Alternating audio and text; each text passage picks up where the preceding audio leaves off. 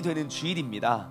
우리가 꼭 6년 전 2017년 4월 1일 날 저희가 토요일이었는데요. 그때 이제 이곳에서 우리 창립 예배를 드렸고, 지금 이제 꼭 6년이 되어서 오늘 이 자리에 우리가 다시 이제 딱 6주년이 맞은 그 주일을 보내고 있습니다.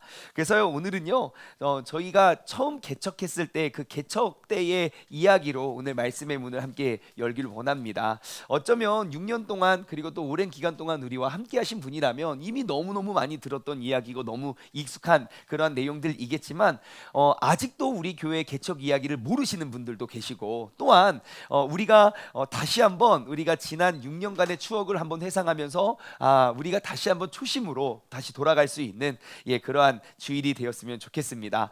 그래서 지난 6년간의 우리 세종중문교회 역사를 우리가 간략히 한번 요약해 보도록 하겠습니다. 때는 바야흐로 2016년 12월 25일, 그날은 주일이었습니다. 저는 그 크리스마스 날을 다들 생각하실 텐데, 저는 그날이 주일임을 잊을 수가 없는 하나의 사건이 있었습니다.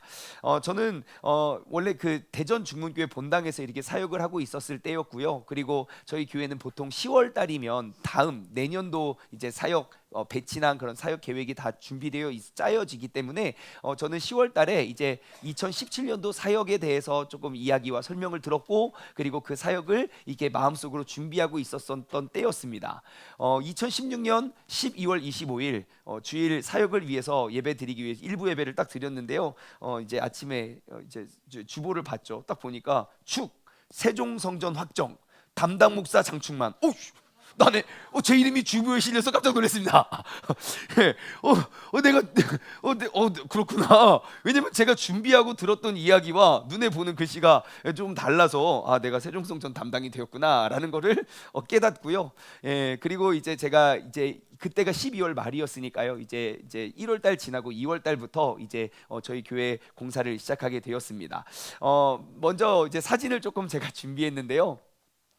이 장소입니다. 이 장소에 천장이 굉장히 낮았고, 지금 천장을 뜯어서 이런데 천장이 굉장히 낮고, 이렇게 80평 정도 되는 그런 지하실 교회를 얻어서 이제 저희가 교회를 시작하게 되었습니다.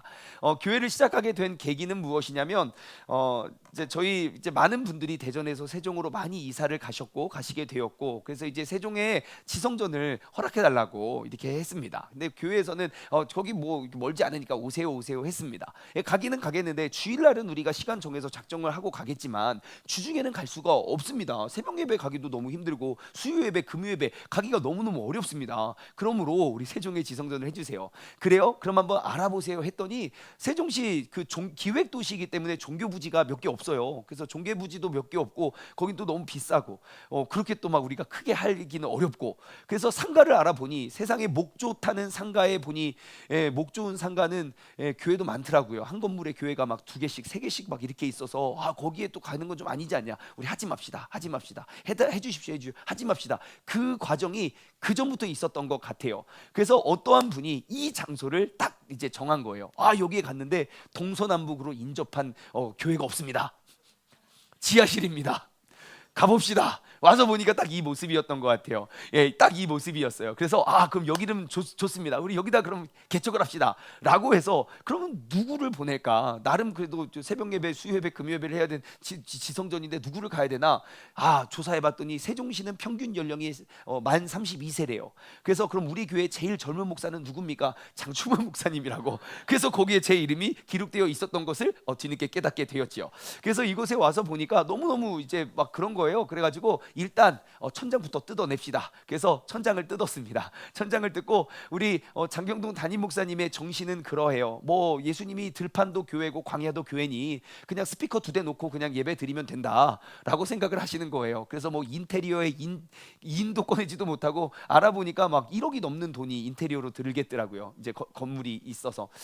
그래가지고 안 되겠다 싶어가지고 저 집사님들하고 저가 꼽사리로 껴서 공사를 하기 시작했습니다. 그래서 직접 교육자들도 와서 다 뜯고, 그래가지고 천장 페인트 접니다. 페인트도 천장 이거. 그리고 제가 사진 또 있는데 안 한 게, 이쪽 기둥인가 제가 지저스라고 써놨어요.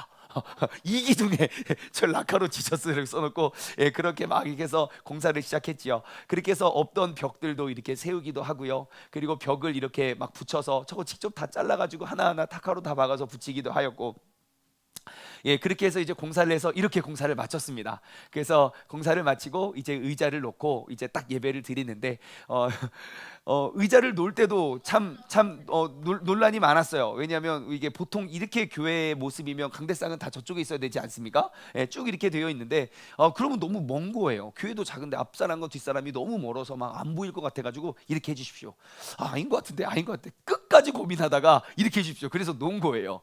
예, 그래서 이제 이렇게 모여서 예배를 드리게 시작되게 되었죠. 그때 이제 교회에서는 계속 2월 달에 지금 이제 그때부터 계셨던 분들은 아실 거예요. 우리 권사님들하고 또 몇몇 분의 지사님들이 우리 공사한다고 수고한다고 맨날 먹을 것도 갖다 주시고 초콜릿도 사주시고 막 이런 거 막 사다가 식사도 사주시고 이렇게 해서 공사를 하는 동안 우리는 어디서 모였냐면요, 가정집에 모여서 이렇게 기도회를 했어요. 그래서 이렇게 몇몇 분들 모여가지고 우리가 가정 예배 기도회를 했고, 사진 딱 2개밖에 없더라고요. 제가 이렇게 모여서 기도할 때 저기 화이트보드에 기도 제목 적어놓고 이렇게 기도하면서 저희가 개척을 준비하게 됩니다.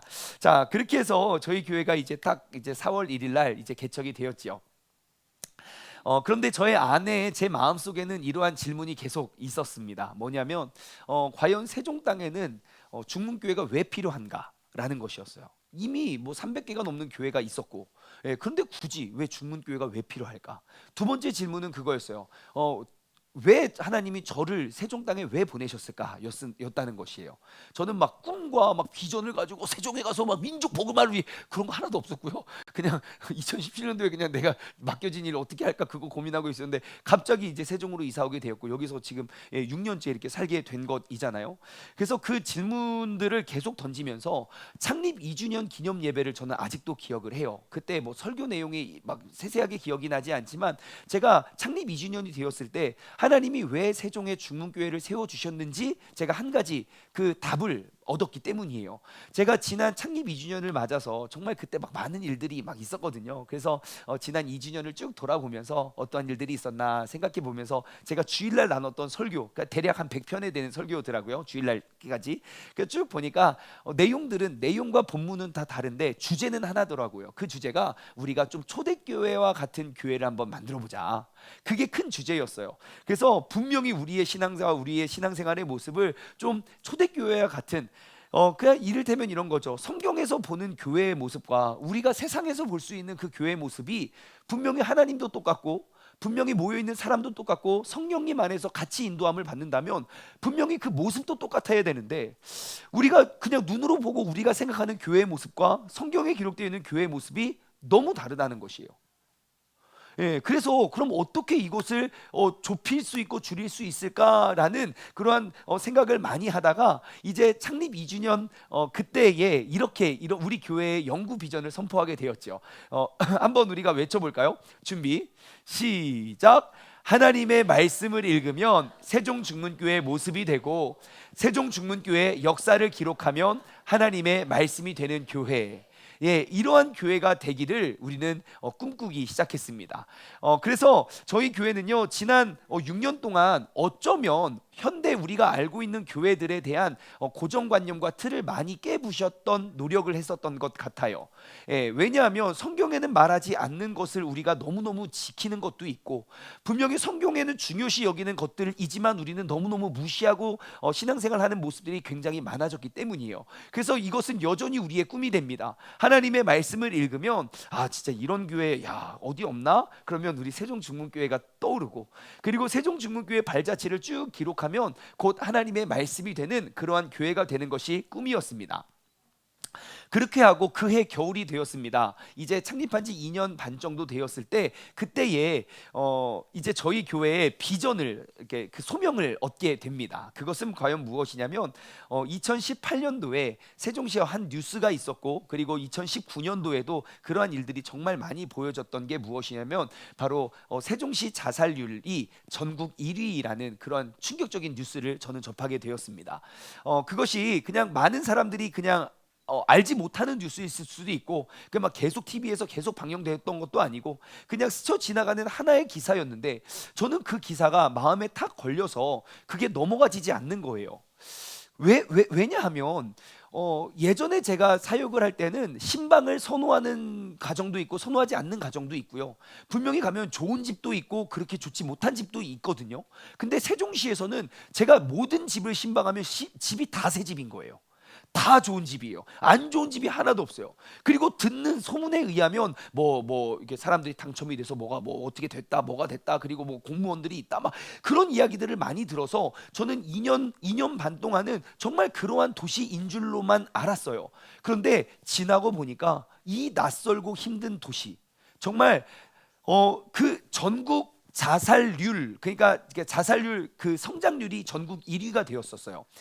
지금은 조금 떨어졌지만, 하지만 그때의 그러한 뉴스를 받았을 때는 제가 여기 앞에 딱 보이는 게 가락마을 6단지였어요. 그 건물을 딱 보고 아, 정말 이 도시가 회칠한 무덤과 같구나. 겉은 회를 그 관에다가 회를 칠하면요 바람도 들어가지 않는, 그래서 아주 깔끔하고 깨끗한 그러한 관이지만 그 속은 썩어서 그 썩은 시체가 돌아갈 곳도 없이 그냥 물처럼 고여 있는 그 회칠한 무덤과 같이 우리가 겉모습을 보았을 때는 모든 것들이 아름답고 모든 것들이 새 것처럼 보이고 모든 사람들이 다 예쁘고 세련된 모습이지만 그 안에는 그 힘들고 어려운 상처를 내가 나눌 그 한 곳이 없는 도시가 바로 이 도시구나라는 생각이 많이 들었어요. 그러면서 제 안에 들었던 생각은, 그렇다면 이 사람에게 단 한 명의 친구만 있었어도 그 사람은 그 결정을 하지 않았을 것인데, 단 한 사람만 내 마음을 공유해주고 내 마음을 쏟아 놓았다면 분명히 또 다른 삶의 희망을 얻었을 것인데, 그럼 과연 그 한 사람의 역할은 누가 해야 되고 누가 했었던가? 제가 그때 들었던 생각은 가장 먼저 그 한 사람의 역할을 술이 제일 많이 했던 것 같아요. 예, 너무너무 힘들고 어려우니까 또 술 먹고, 또 밤에 괴로워서 또 죽을까 말까 창문 닫고, 그래도 뭐 어떡하냐, 다음 날 또 그 너무너무 힘드니까 또 술 먹고 또 죽을까 말까 그렇게 하루하루 견디는 것 뿐이지 그 술이 그 문제와 그 아픈 상처를 해결해 주진 않는 것 같아 보였어요. 그렇다면 교회는 무엇을 했는가? 교회는 그들에게 있어서 여전히 너무너무 높은 담벼락이었던 거예요. 교회까지 나아가기에 너무너무 다가가기가 힘들다 보니 교회들이 이렇게 많았지만 교회들이 그들의 손을 잡아주지 못한 그러한 모습임을 발견했어요. 그래서 그때 들었던 생각이, 그러면 우리 교회가 다 이렇게 예쁘게 포장하고 그렇게 해서 이제 갈 수 있는 그런 좋은 교회들이 많이 있으니 우리는 진짜 있는 모습 그대로 나와서 우리가 함께 그들을 위해 품고 함께 그들을 위해 울어줄 수 있는 그들의 도피처가 되면 어떨까라는 생각을 하게 되었습니다. 그리고 나서 다시 성경 말씀을 보니까 진짜 성경에서도 하나님께서 도피성이라는 그러한 성읍을 세워주셨다는 걸 뒤늦게 발견했습니다. 아마 여러분들 우리 교회 오시기 전에 도피성이라는 거 알고 계셨습니까? 네? 알고 계셨군요. 저는 몰랐어요. 죄송하지만 몰랐어요. 그냥 알고만 있었죠. 그냥 굉장히 추상적이고 막연하게. 그게 어떠한 곳이고 하나님이 몇 개를 세워주셨고 어디에 세워주셨는지 진짜 관심 없어요. 왜냐하면 성경은 기록된 그 도피성보다 다른 것들이 너무 많았거든요. 그런데 우리는 그 도피성에 관심이 없는 우리는 그냥 알아도 그만 몰라도 되는 하나의 그냥 단어이지만, 내가 죽음을 앞둔 사람들에게는 그 단어가 생명보다 귀중한 단어라는 걸 깨달았어요. 우리에게는 도피성 알아도 그만 몰라도 그만이지만, 내가 그 도피성, 그곳은 어떠한 곳이냐면요, 민수기, 신명기, 여호수아 세 곳에 기록되어 있는데요, 그곳에 기록되어 있는 그 하나님의 계획은 무엇이냐면, 하나님께서 이스라엘 백성을 출애굽시키시고 가나안 땅, 저 약속의 땅으로 인도하여 주십니다. 저 약속의 땅에, 저 넓은, 지금 이제 오늘날의 이스라엘 지역이에요. 저 약속의 땅에 12개의 지파로 나누었습니다. 지금 색깔이 되어 있는 것이 12지파를 표시하고요, 그 12지파에 사람들이 모여서 살 수 있는 48개, 48개의 성읍들을 세워주셨고요, 지금 저기에 점점점점점 빨갛게 찍혀 있는 그곳이 도피성의 위치인데요, 그걸 확대하면 이렇게 됩니다. 저렇게 6개의 48개 중에 6개의 성읍을 딱 정해놓고요, 이곳을 도피성이다라고 하나님이 모세에게 명령을 하셨어요. 그 도피성은 무엇을 하는 곳이냐면, 원래는 모세의 율법에 의하면 눈에는 눈, 이에는 이예요. 누군가가 나의 팔을 잘랐으면 나도 똑같이 갚아야 되고요, 누군가가 나를 죽였으면 나도 똑같이 그 피해 보복자가 그를 죽이는 게 그게 모세의 율법이었어요. 하지만 하나님께서 예외를 두신 거예요. 저렇게 6개의 성읍에 도피성을 세워두시고 하나님이 명령하셨어요. 누구든지 부지 중에 살인한 자가 도망가서 그 도피성에서 다시 한번 재판을 받고 또 다른 생명의 기회를 제공해 줄 수 있는 성읍이에요. 근데 저 6곳을 보십시오. 가운데는 요단이라는 큰 강이 있고요. 왼쪽에 3개, 오른쪽에 3개가 있는데 왜 하나님께서는 48개 성읍 중에 저 6곳을 주셨는가? 그 도피성이 세워진 위치는요, 어느 누구라도 내가 하루 동안 열심히 도망가면 도착할 수 있는 곳에 있어요. 그리고 도피성을 위한 그 가는 길을요, 매년 그 길을 보수했고요. 그리고 도시 곳곳에 도피성이 어디인지 도피성을 향한 그 표지판, 간판을 만들어 두었다고 합니다. 그 말은 무슨 말입니까? 내가 부지 중에 실수하고 잘못하면 나는 그 잘못에 의해서 다 2번 다시 기회를 얻지 못하는, 그렇게 버려지는 것이 아니라 내가 하루 동안 열심히 도망가서 하루 길, 그러니까 32km 이내에 다 성읍이 있거든요. 아무리 먼 곳이라도. 그러니까 하루 이내라도 내가 도망가서 또 다른 삶의 기회와 그러한 것들을 우리가 감당하며 나아갈 수 있는 그러한 성읍이 있었다는 것이에요. 그리고 오늘날 우리 한국의 교회들의 모습을 보게 됩니다. 과연 이 도시에 이렇게 많은 교회들이 있지만 정말 내가 부지 중에 잘못했을 때 또 다른 기회가 있고 또 다른 희망이 있다는 이야기를 전해줄 수 있는 도피성이 어디일까? 그래서 저희는 결단합니다. 우리 세종중문교회가 도피성 교회가 되자. 그래서 우리가 조금 기존에 우리가 알고 있던 그러한 교회들의 모습이 아니라 정말 말씀에서 기록되어 있는 그런 도피처의 역할을 한번 감당해 보자라고 이야기했습니다. 그러니까 우리 성도님들이 처음에는 왜 우리 지금 우리 교회 안에 있는 상처도 많은데 왜 또 남은 애도 어려운 상처들도 우리가 다 끌어안고 그래야 됩니까? 부터 시작됐지만 우리 정말 순종을 잘하시는 양과 같은 성도님들께서 예, 좋습니다. 목사님이 뜻이 그러하니 우리가 도피성 교회가 되겠습니다. 그리고 굉장히 좋은 질문을 해주셨어요. 그럼 도피성 교회가 뭡니까? 저도 모르는데 뭔가 그 추상적인 느낌적인 느낌은 있는데 도피성 교회가 무엇이고 본 적이 있어요. 우리가 하죠. 뭐 어떻게 뭐 만들고. 그래서 아마 지금도 각자가 생각하는 도피성의 모습이 좀 다름을 저는 느낍니다. 각자가 생각하는 도피성의 그 모습이 다르지만 그렇게 우리가 한 해 한 해 오면서 이제 그 도피성 교회의 정체성을 우리가 하나씩 세워가게 됩니다. 1년 전 이 시간 창립 5주년 감사 예배 때 제가 그 하나의 또 다른 우리 교회의 또 다른 정체성 하나를 발표했어요. 그것이 무엇이냐면 우리 교회는 나무와 같은 교회가 되었으면 좋겠습니다라고 해서 제가 나무교회라는 제목으로 창립 5주년 기념 예배를 설교했어요. 나무를 보면서 묵상을 하게 되었어요. 나무를 통해서 우리가 얻을 수 있는, 그래서 작년 이때에 제가 딱 봤던 그 설교의 대지를 딱 뽑아왔는데요. 작년 이 시간에는 에베소서 4장 11절에서 18절까지의 말씀을 통해서 은혜를 나눴어요. 4개의 대지를 갖고 나눴어요. 첫 번째, 나무는 성장이 멈추지 않는 게 나무더라고요. 아무리 작은 가지도요, 나무는요 죽을 때까지 크더라고요. 예, 잘려질 때까지 크더라고요. 그런데 오늘날 교회를 보면요, 어느 정도 열심히 하다가요, 어느 순간이 되면 그냥 나는 나이 은퇴했으니까 나는 끝이야 라고 생각을 하시더라고요. 성경에 도대체 은퇴가 어디 있는지, 주님 부르시는 날까지 우리가 믿음이 성장해야 되는 거 아닙니까? 그래서 우리 교회는요, 정말 주님이 부르시는 그날까지 우리의 믿음이 성장이 멈추지 않는 교회가 되기를 우리 모두가 소망합니다. 두 번째, 나무 교회는 어떠한 교회냐면요, 시간이 흐를수록 나무는 더 크고 단단해지더라고요. 오늘날 교회 다니는 사람들을 이렇게 물어보고 대화를 나눠보면요, 한때 내가 그때는 그랬지, 내가 왕년에는 그랬지, 내가 옛날엔 이랬었는데, 옛날 이야기 참 많이 하시더라고요. 아니요, 제가 봤을 때 우리의 믿음은 옛날보다 더 커져야 정상입니다. 매우 정상 아닙니까? 어느 정도 나이가 되면 믿음이 점점 줄어들어야 됩니까? 절대 그렇지 않습니다. 내가 주님을 알아오고 주님의 모습대로 닮아가는 시절이 커지면 커질수록, 시간이 지나면 지날수록 더욱더 커지고 단단해졌다는 것이에요. 그래서 우리 교회도 정말 주님 부르시는 그날까지 우리가 더욱더 우리의 믿음이 크고 견고해지는 그런 교회가 됩시다. 세 번째, 나무는 매년 열매를 맺는다는 것이요. 죽어 있는 것처럼 그냥 다 메말라 있는 것처럼 보여줘도요, 또 봄이 되면 새싹이 돋아납니다. 그리고 그 열매는 올해는 내가 열매가 없어, 미안, 그러지 않아요. 아무리 힘들고 어려워도 날씨가 좋아도 열매는 맺히고요, 날씨가 적어도 열매는 맺혀요. 다만 열매의 수량과 크기는 조금 다를 수 있겠지만 반드시 매년 열매가 맺혀진다는 것이죠. 우리의 신앙생활도 매년 이렇게 열매가 맺혀질 수 있는 그러한 성도와 교회가 되기를 꿈꿨어요. 마지막으로 네 번째, 나무는요, 이게 진짜 제일 멋진 포인트예요. 먼저 된 가지가 제일 밑에 있다는 것이에요. 커지면 커질수록 제일 높은 곳에 올라가는 것이 아니라 커지면 커질수록 제일 낮은 곳에 와서 제일 큰 모습으로 위에 있는 모든 것들을 섬겨주더라는 것이에요.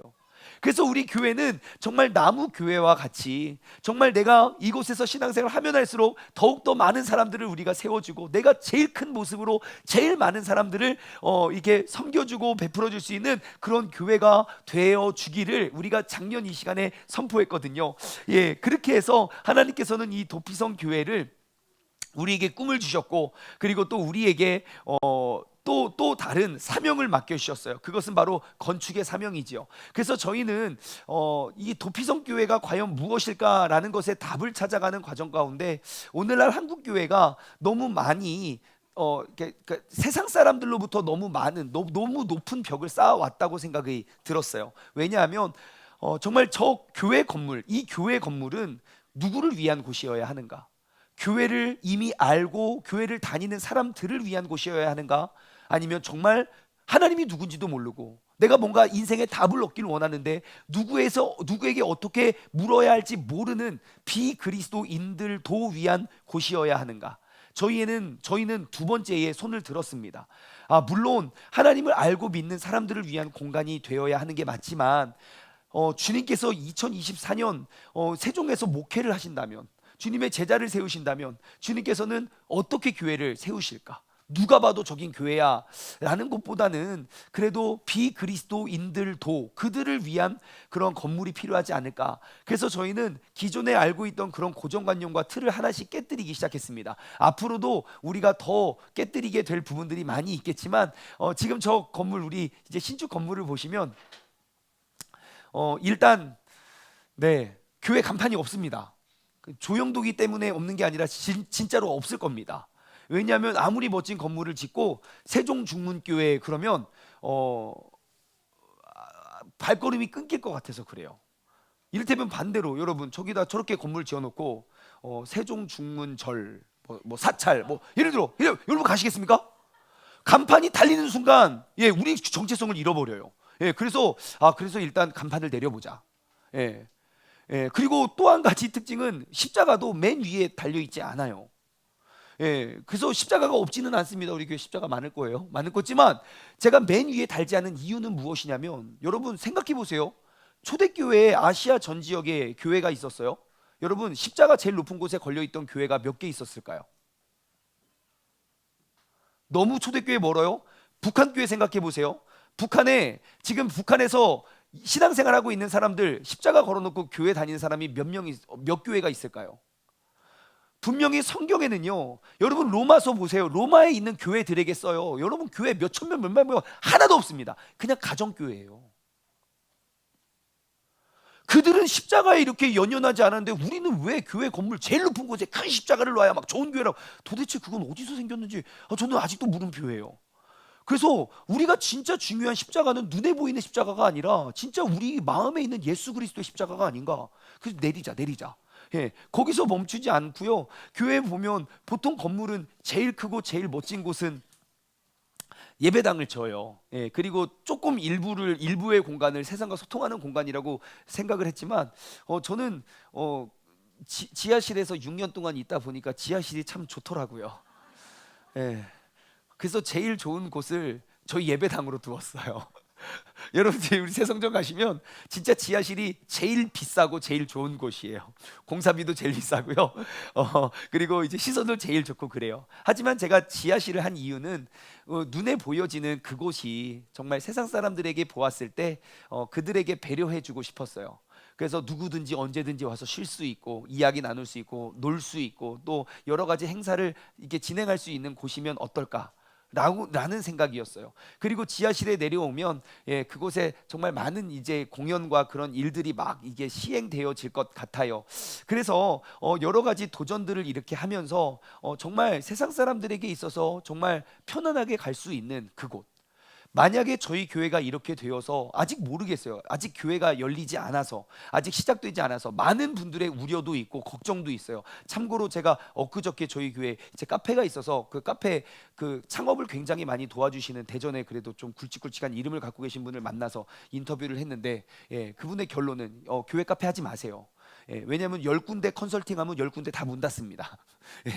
되지 않습니다. 관리가 되지 않습니다. 장비 아무리 비싼 거 사도 다 고장납니다. 2년 안에 다 고장납니다. 너무 현실적인 이야기를 많이 해주시는 거예요. 맞아요, 맞아요. 그런 거 막 걱정도 많고 우려도 많지만 제가 기대하는 건 무엇이냐면 정말 진짜 세상 사람들을 위한 교회가 세워졌고 앞으로 어떻게 될지 몰라요. 진짜 몰라요. 하지만 정말 이곳에 세상 사람들이 편히 다가오고 정말 내가 어디에서도 얻지 못한 그 답을, 그 인생의 질문에 대한 답을 교회라는 곳에서 말씀으로 답을 얻게 된다면, 그러면 정말 많은 교회들이 성경적으로 돌아가는 그런 운동이 일어나지 않을까라는 생각이 들더라고요. 아직 어떠한 열매를 맺혀지지는 몰라요. 하지만 이러한 도전, 누군가는 이러한 도전을 한번 해볼 법하지 않을까. 그래서 작년에 제가 작년 4월 달은 딱 그 교회의 이런 모습이었거든요. 작년 4월 달에는 딱 교회가 이렇게 됐었어요. 여러분 저렇게 보여도 저거 공사 되게 많이 한 거예요. 왜냐하면 땅을 다 파가지고 땅 지하실 공사를 끝내고 다 덮은 상태예요. 그래서 지금 보여지는 게 저 옆에 조금밖에 없지만, 근데 1년이 딱 지났어요. 1년이 딱 지났는데 이제 이게 얼마 전의 모습입니다. 그래가지고 지금 이제 외부 공사는 거의 다 끝났고, 이제 4월 달, 5월 달 이제 내부 인테리어, 이제 외부 마감을 하고 내부 인테리어를 공사를 하면 저희가 한 7월쯤 이사를 하지 않을까. 6월이나 늦으면 7월쯤 이사를 하지 않을까 우리가 예상을 해보게 됩니다. 여러분, 이것이 우리 교회의 이야기입니다. 지난 6년 동안 지난 6년 동안 진짜 하나님께서 정말 다사다난했던 것 같아요. 교회 내에서도 많은 일들이 있었고 교회 밖에서도 세계적으로 많은 일들이, 사회적으로 많은 일들이 있었지만 그래도 저희 교회를 이렇게 지켜주시고, 그리고 우리가 뭐 지금까지 어떠한 열매를 얼만큼 맺었습니다, 뭐 이런 거를 자랑할 건 아니지만 정말 우리 교회가 저희들의 삶의 도피처가 되어서 새로운 생명과 새로운 기회를, 또 새로운 삶의 목적을 얻어낸 사람들이 많이 있거든요. 그래서 그 은혜가 이제는 우리들 가운데 주어졌고, 이제 우리가 새 시대, 새 때를 맞아서 우리가 더욱더 큰 꿈을 꾸면서 나아갔으면 좋겠습니다. 제가 제일 우려가 되는 것은 무엇이냐면, 시설이 좋아지고 건물이 커진다고 해서 우리의 열심이 줄어들 것을 저는 제일 우려가 돼요. 제일 걱정되는 건 교회가 세련되고 멋있어지면서 누가 해야 될 일, 누가 하면 안 될 일이 나눠지게 되더라고요. 그런 곳이 아닌데. 그래서 여러분들, 하나님께서는 우리 교회를 너무너무 사랑하셔서 이렇게 새성전에 그러한 사명을 감당시키셨다면 우리가 짊어져야 할 책임과 우리가 짊어져야 할 어깨는 더 무거울 거예요. 우리에게 맡겨진 더 귀한 사명들을 우리 모두가 함께 짊어지고 이루어 갈 수 있는 그러한 교회가 되기를 주님의 이름으로 간절히 소망합니다. 자, 오늘은 6주년 기념 예배입니다. 제가 6주년을 이렇게 쭉 돌아보면서 우리 교회가 그러면 어떠한 교회가 되었으면 좋겠는가, 그러한 생각을 참 많이 하게 되지요. 우리가 지난주 말씀에 이어서 오늘 말씀을 이어가면 요한계시록 2장과 3장에는 7개의 교회에 대해서 소개가 되어 있습니다. 그 7개, 우리가 그 7개의 교회의 이름을 우리가 기억하기 위해서 한 가지 문장을 제가 나눠드렸는데 이런 거예요. 에서가 빌라를 하나 지었죠. 어디에 있는 빌라? 메두사 말고 버두사. 기억하고 계시는 분들이 계시는 느낌이에요. 자, 한번 이 문장을 기억해 볼까요? 에서가 빌라를 하나 지었지요. 어디에 있는 빌라? 메두사 말고 버두사. 그 메두사 아십니까? 머리가 이렇게 잘린 그 여자 막 귀신 있어요. 아무튼 그 메두사 말고 버두사, 이렇게 기억하면 좋을 것 같아요. 에서, 버두사, 빌라, 7개의 교회입니다. 그래서 에베소, 서머나, 버가보, 두아디라, 사대, 버두사, 그 다음에 빌라죠. 빌라델비아, 그리고 라우디게아. 예, 그렇게 해서 7개의 교회가 완성이 됐죠. 한번 해볼까요? 에서, 버두사, 빌라. 네, 그냥 이렇게 알아두시면 나중에 잊어버려도 괜찮아. 나중에 또 반복하면 생각이 나요. 자, 그래서 이 7개의 교회들에 대해서 지난주에는 그들이 받았던 책망에 대해서 우리가 살펴보았고, 각가지 교회들의 문제와 책망의 내용은 다르지만 그 책망을 열 수 있는 열쇠는 하나였습니다. 그것은 곧 우리가 잘못된 모습을 발견할 때 우리가 회개함으로 나아가자. 그리고 이제 오늘은요, 그들이 받았던 칭찬들을 일이 무엇인가를 한번 생각해 보게 되었어요. 그 7교회들에 대해서 칭찬과 책망을 한 다음에, 그리고 그 7교회에 대한 그 권면을 꼭 이렇게 마치더라고요. 요한계시록 2장 7절 말씀 보시면 에베소 교회 성도들에게 주어진 권면입니다. 여러분 신약 성경 400쪽에 있는데요. 성경책 가지신 분들은 한번 보면서 따라오세요. 자, 2장 7절, 귀 있는 자는 성령이 교회들에게 하시는 말씀을 들을지어다 그래요. 아, 우리가 귀 있는 자들은 성령님께서 교회들, 그 에베소 교회에게 하는 말을 들을지어다. 서머나 교회의 모습을 볼까요? 8절부터는 서머나 교회가 기록되어 있는데요. 11절, 귀 있는 자는 성령이 교회들에게 하시는 말씀을 들을지어다. 서머나 교회에게도 그렇게 권면해요. 그럼 버가모 교회는 어떨까요? 12절부터 버가모 교회가 기록되어 있는데 17절 말씀 보면 또 이렇게 기록되어 있어요. 귀 있는 자는 성령이 교회들에게 하시는 말씀을 들을지어다 그래요. 그리고 두아디라 교회는 어떨까요? 18절부터는 두아디라 교회 내용인데요. 맨 밑에 29절, 귀 있는 자는 성령이 교회들에게 하시는 말씀을 들을지어다. 사대교회는 어땠을까요? 3장 1절부터 보면 사대교회에 대한 이야기인데요. 3장 6절이에요. 귀 있는 자는 성령이 교회들에게 하시는 말씀을 들을지어다. 빌라델비아 교회 7절부터 기록되어 있는데요. 마지막 13절 보면요, 귀 있는 자는 성령이 교회들에게 하시는 말씀을 들을지어다. 마지막으로 라우디게아 교회는 참고로 칭찬을 하나도 못 들었거든요. 근데 라우디게아에 있는 교회의 맨 마지막 말 22절, 귀 있는 자는 성령이 교회들에게 하시는 말씀을 들을지어다. 그러니까 7개의 교회에 잘하고 못하고를 다 떠나서 우리 교회는 어떠한 곳이 되어야 됩니까? 성령이 인도하시는 곳, 성령이 말씀하시는 그것에 귀 담아 듣는 곳이 교회가 돼야 된다는 것이에요. 여러분, 성령님은요, 언제나 우리를 진리 가운데 인도하시는 분입니다. 그러므로 우리가 오늘의 삶도, 이번 주의 삶도, 그리고 앞으로의 삶도 성령님께서 우리를 이끄시는 것이 무엇인지를 알고 우리가 순종하며 나아갈 수 있는 그러한 교회가 되기를 주님의 이름으로 간절히 소망합니다. 자, 지난주에는 그들이 당했던 책망에 대한 모습을 봤지만 오늘은 그들이 받았던 칭찬의 모습을 우리가 한번 살펴보며, 앞으로 우리가 이제 6주년이 되었는데 앞으로 60주년을 위해서 우리가 항상 하나님께 칭찬 듣는 그러한 교회가 되길 소망합니다. 영어식 표현으로는요, 칭찬을 받을 때 이게 이런 말 진짜 흔히들 많이 씁니다. 하루에도 몇 번씩 쓰는데요. 내가 무엇인가를 잘해요. 우리 아이가, 시온이가 예배를 너무 잘 드려요. 그러면 시온 굿잡 그래요. 잘했다 그래요. 굿잡. 그거 아시죠? 영어 많이 봤죠? 근데 그 굿잡이라는 표현은요, 그냥 정말 잘했을 때만 하는 건 아니고요, 좋은 시도를 했을 때, 내가 무엇인가 좋은 의도로 도전했어요. 근데 실패했어요. 그때도 이렇게 말합니다. 굿잡. 잘했어. 수고했어. 그리고 열매가 좋지 않아도 뭐 결과는 좋지 않아요. 경기에서 졌어요. 하지만 내가 최선을 다해서 열심히 했어요. 그러면 그때도 그 선수들끼리 그렇게 말합니다. 굿잡. 나이스 트라이. 좋은 도전이었어. 정말 잘했어. 라고 권면해 주는 말이 영어로는 굿잡이거든요. 우리 교회도 하나님께서 이렇게 보셨을 때 완벽하진 않아도 굿잡. 그 말 들으면 좋지 않겠습니까? 우리가 뭐 잘해서 굿잡 할 수도 있지만 아직 잘하지 못했어요. 근데 뭔가 실패는 했지만 상처는 받았지만 그래도 뭐 좋은 시도였어. 뭐 교회 간판이 좋은 시도였어. 뭐 결과는 모르지만 뭐 굿잡. 우리가 한 걸음 한 걸음 한 해 한 해 갈 때마다 그냥 어떠한 행사를 할 때마다 굿잡이라고 칭찬을 들으면 좋지 않을까요? 자, 그래서 제가 이 7개의 교회의 모습을 살펴보고 그 7개에 담겨져 있던 교회들의 칭찬의 모습을 쭉 기록해 보니까 정말 굿잡했더라고요. 굿잡. 자, 그러면 제가 그 7개의 교회들을 그들이 받았던 칭찬의 모습을 쭉 나열했어요. 그거를 쭉 나열하고 계속 읽었어요. 뭐 때문에? 칭찬받는 교회 우리도 해야 되니까. 뭘 하면 칭찬받지? 예수님은 언제 칭찬해 주시지? 쭉 그걸 읽으니까 하나의 큰 줄기, 하나의 맥락이 딱 잡히더라고요. 그 맥락이 뭐냐면요, 우리가 어떠한 상황 속에서도 하나님을, 예수 그리스도를 향한 그 주님을 향한 우리의 믿음을 굳게 붙잡는 게 그 큰 맥락이더라고요. 일곱 교회가 받았던 그 칭찬, 이 문장을 기억해 보세요.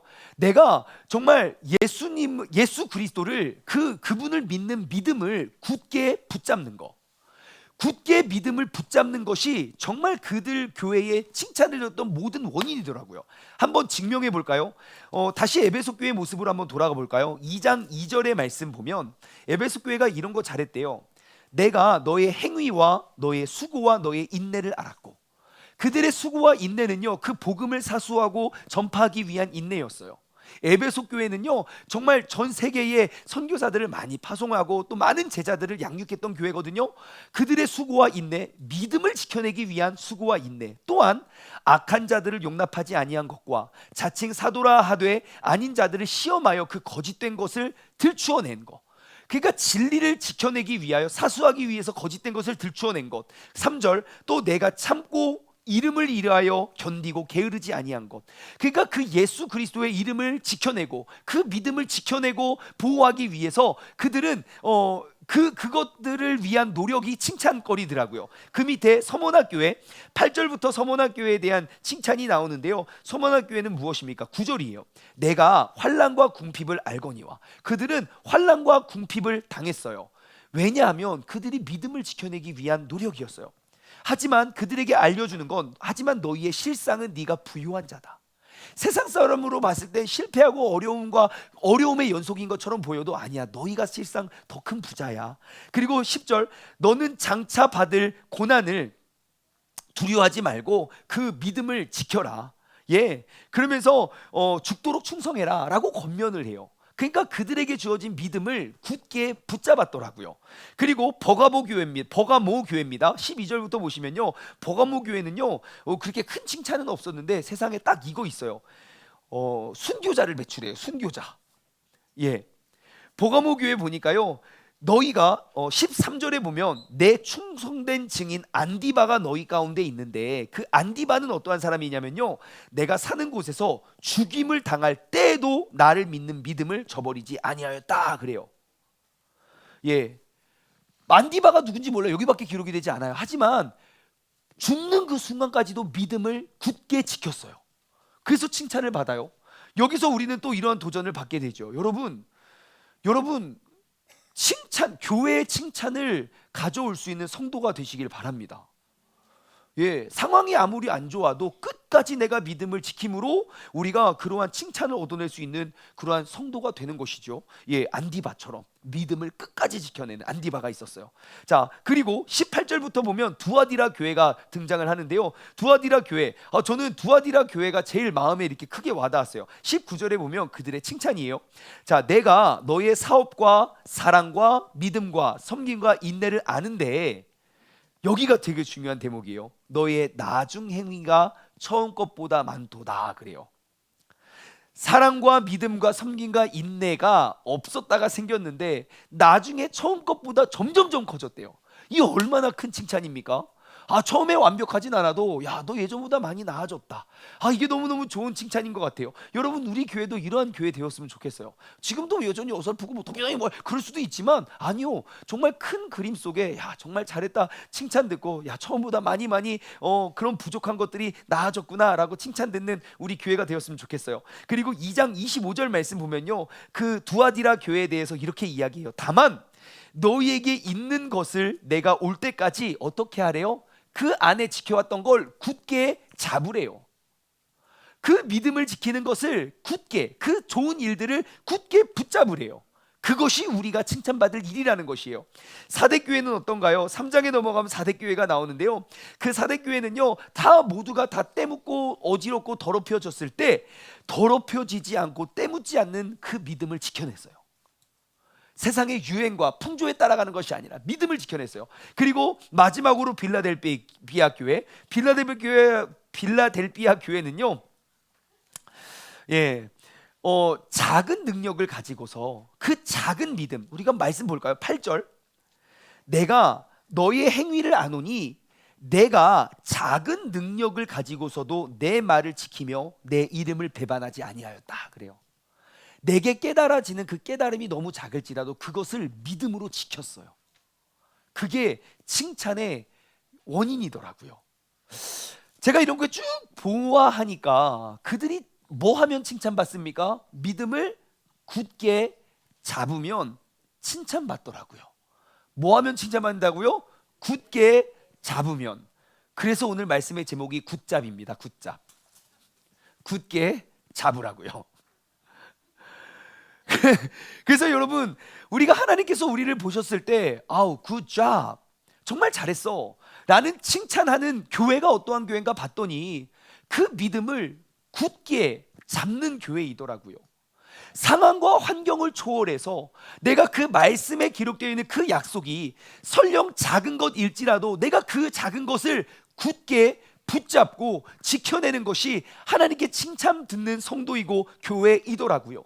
내게 주어진 달란트와 은사가 작을지라도 혹은 클지라도 내게 주어진 사명이 무엇이더라도 내가 그 사명을 붙잡고 굳게 잡아내는 것, 그것이 바로 하나님께 칭찬 듣는 성도와 교회가 되는 것이더라고요. 여러분, 우리 세종중문교회 이제 창립 6주년을 맞아서 우리가 이 굳잡이라는 단어를 기억했으면 좋겠어요. 우리가 행하는, 우리가 써내는 모든 역사가 완벽하진 않을지라도 하나님 보시기에 굿잡. 그러면 우리가 여러 가지 일들과 상황과 뉴스와 세상은 정말 많이 바뀌지만 우리가 해야 할 노력, 하나님의 말씀 위에 우리의 신앙과 믿음을 굳게 잡아내어서 하나님께 굿잡 칭찬 드릴 수 있는 교회가 되기를 주님의 이름으로 간절히 소망합니다. 주님을 향한 믿음을 굳게 잡아 하나님께 굿잡 칭찬 드릴 수 있는 그러한 교회가 되길 소망합니다. 우리가 함께 이렇게 외쳐볼까요? 굿잡하여 굿잡 들읍시다. 시작. 이게 조금 단어가 달라요. 받침이 달라요. 믿음을 굳잡하여 굳게 잡아 하나님께 굿잡 칭찬 들읍시다. 시작. 믿음을 굳잡하여 하나님께 굿잡 칭찬 드릴 수 있는 우리 모두가 되기를 주님의 이름으로 소망합니다. 적용 질문을 드립니다.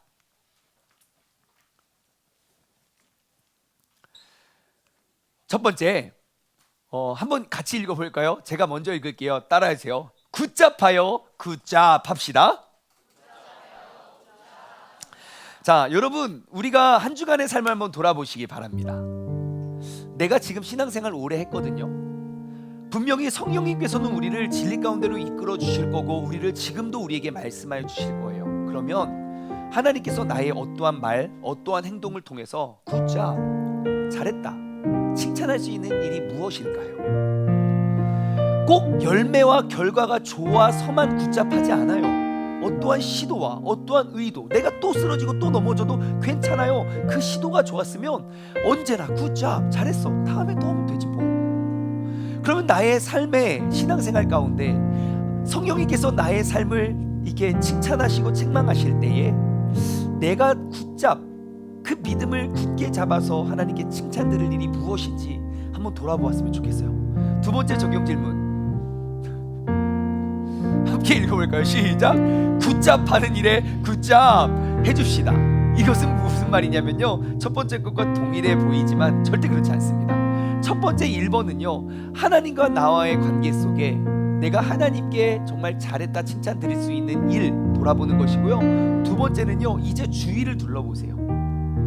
모든 것들이 완벽하고 뭐 잘 되지 않을 수도 있어요. 하지만 정말 그 믿음을 굳게 붙잡는 일들과 굳게 붙잡으려고 하는 노력들이 있을 거예요. 우리가 거기에서 우리가 굳잡 서로 위로하고 독려해 주었으면 좋겠어요. 이것만 중요해, 이것만 내 거야, 이것만 해야 되는 것이 아니라 각자 주어진 은사와 각자 주어진 달란트대로 우리가 서로 노력하고 나아갈 때 서로를 독려하고 격려하고 굳잡 위로해 줄 수 있는 그런 아름다운 한 주가, 독려해 주고 용기를 줄 수 있는 한 주가 되었으면 좋겠어요. 마지막으로 세 번째, 세종중문교회 추억을 한번 나눴으면 좋겠어요. 이번 한 주간 동안에는 우리가 셀 모임을 통해서 정말 세종중문교회 가운데 어떠한 일들이 있었고 이럴 때 어떻게 이겨냈고 견뎌냈고 버텨냈는지 우리가 그러한 추억들을 한번 돌아보며 나눠볼 수 있는 한 주가 되었으면 좋겠습니다. 오늘은요 우리 힘차게 찬양하고 우리 마쳤으면 좋겠는데요, 주님 약속하신 말씀 위에서 우리 우리가 이 찬양 힘차게 박수치면서 찬양하시고 기도로 예배를 마치도록 하겠습니다.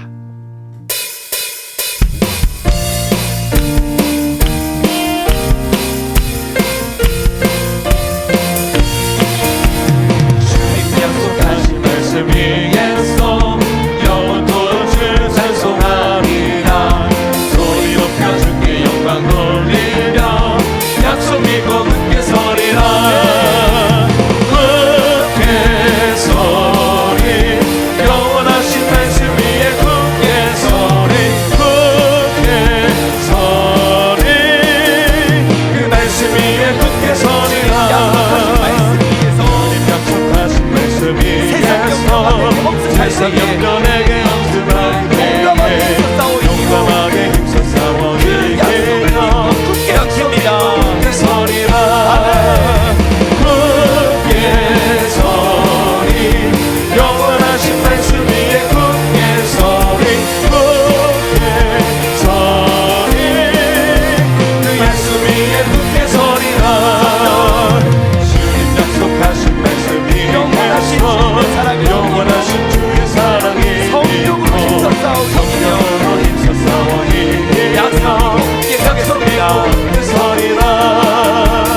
굳게 서리 영원하신 말씀 위에 굳게 서리. 굳게 서리 그 말씀 위에 굳게 서리라. 주님 약속하신 말씀 위에서 성령 인도하는 대로 행하며 주의 품에 항상 안식거든요. 약속 믿고 굳게 서리라. 약속하신 말씀 위에서 성령 인도하는 대로 행하며 주의 품에 항상 안식거든요. 약속 믿고 굳게 서리라. 굳게 서리 영원하신 말씀 위에 굳게 서리. 굳게 서리 그 말씀 위에 굳게 서리라. 굳게 서리 영원하신 말씀 위에 굳게 서리. 굳게 서리 그 말씀 위에 굳게 서리라. 주님의 이름 한번 부르시고 기도할 때에 주님, 우리가 주님의 약속하신 말씀을 굳게 잡고 우리가 굳잡하며 나아갈 수 있는 믿음의 자녀 되게 해달라고 주님의 한번 부르시고 함께 기도하겠습니다. 주여 하나님 아버지 감사합니다.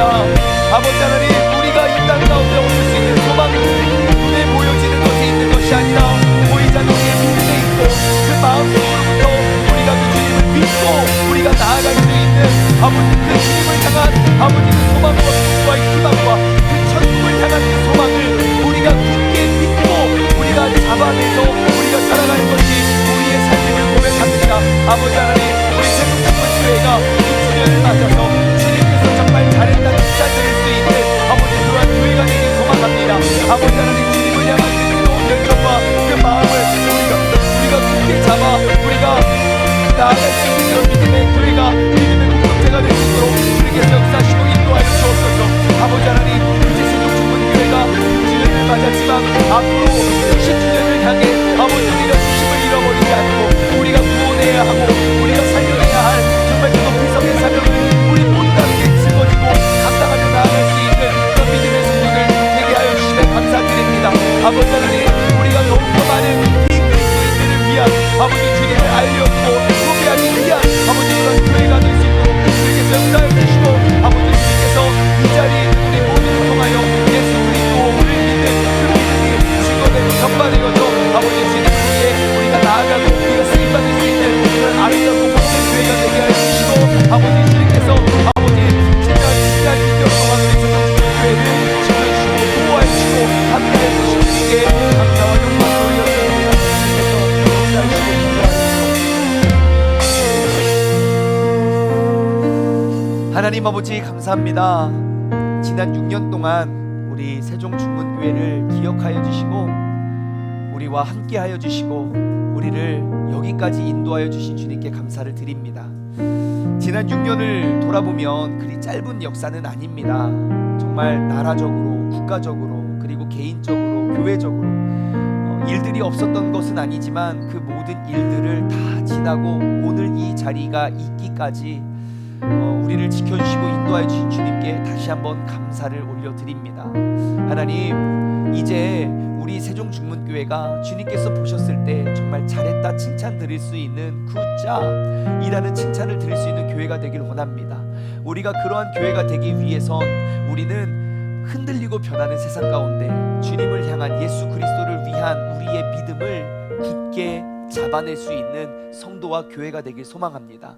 주님께서 우리와 함께하여 주시고 이 시간 함께 예배드리는 우리 모두의 마음과 그 중심에 주님을 향한 뜨거운 열정과 그 믿음이 흔들리지 않고 굳게 잡아내어 하나님의 굿잡이라는 칭찬을 들을 수 있는 우리 모두가 되게 하여 주옵소서. 이제는 우리 주 예수 그리스도의 은혜와 아버지 하나님의 무한하신 사랑하심과 성령님의 교통하심이 예수 그리스도의 그 말씀 위에 선 그 말씀을 우리가 굳게 잡아 하나님으로부터 굿잡이라는 칭찬을 듣길 소망하는 사랑하는 우리 세종중문 가족들 머리 위에, 그리고 이 시간 영상을 통해 예배드리는 모든 사람들 머리 위에 이제로부터 영원토록 함께 하시길 간절히 축원하옵나이다. 아멘.